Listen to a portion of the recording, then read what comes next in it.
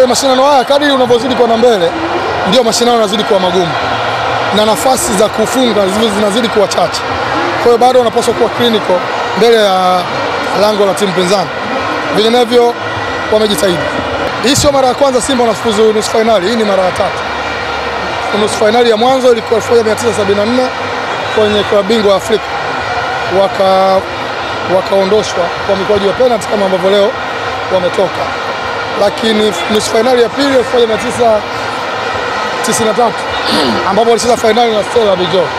Walicheza na Atletico Sports ya Viakao ya Angola wakafungwa. Leo wameingia nusu finali ya 3. Kwa hiyo sio nusu finali ya kwanza. Yes.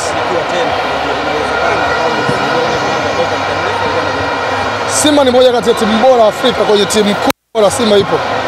Unapocheza mashindano ambayo ni ya pili kwa ubora barani Afrika, unapaswa kuonyesha ubora wako. Hili ni eneo ambalo Simba wanapaswa kuvuka, sio tu kufika nusu finali, kufika finali na pengine kuchukua kikombe. Kwa sababu ndio miongoni mwa timu bora zinazoogopwa kwenye Confederations Cup.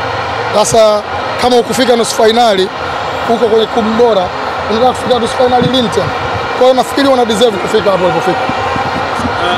Nafikiri leo technical nini ambacho kimesababisha Simba kukwama mwanzo mchezo kwa dakika 90 kwa Simba wenyewe bado wanasema wanatengeneza timu, na ukiona timu inavyocheza na wewe pia unaweza ukaamini kwamba timu bado inaendelea kutengenezwa.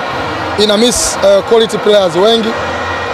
Kuna watu ambao tunapocheza kwenye ligi yetu ya ndani tunaona kama ni wachezaji bora sana, lakini tunapokuja kwenye mashindano ya kimataifa wanahitaji kuinua ubora wao. La sivyo tukiwa ndani tunawarate pakubwa, tunawaoverrate, lakini kumbe ni wachezaji wadogo. Mmoja wao ni Jacques Yao. Unamhitaji kwenye mchezo mkubwa kama huu, sio? Haumhitaji kukufikisha kwenye penalty, unamhitaji akuondoe kwenye hii changamoto ya mikojo penalty na kuweka roho juu. Unamhitaji kwenye mchezo wenyewe wa dakika 90 ambapo muda mrefu hatukuona ubora wake, sio? Kwa hiyo kama una mchezaji wa namna hiyo unapata tabu. Imagine kama watapita Zamalek ambao Simba waliwaondosha mwaka 2003. Je, unaweza ukafika nao kwenye penalty kama walivyofika na Al-Masry? Al-Masry ni timu ya ubora namba 4 Misri. Zamalek ni timu ya ubora namba 2 Misri. Kuna shida hapo, sio? Kwa unahitaji uchezaji wako kuwa umeimarika. Mimi naamini kama unavyosema wenyewe wanatengeneza timu. They need some quality players ambao wanaweza wakakufikisha mbali zaidi.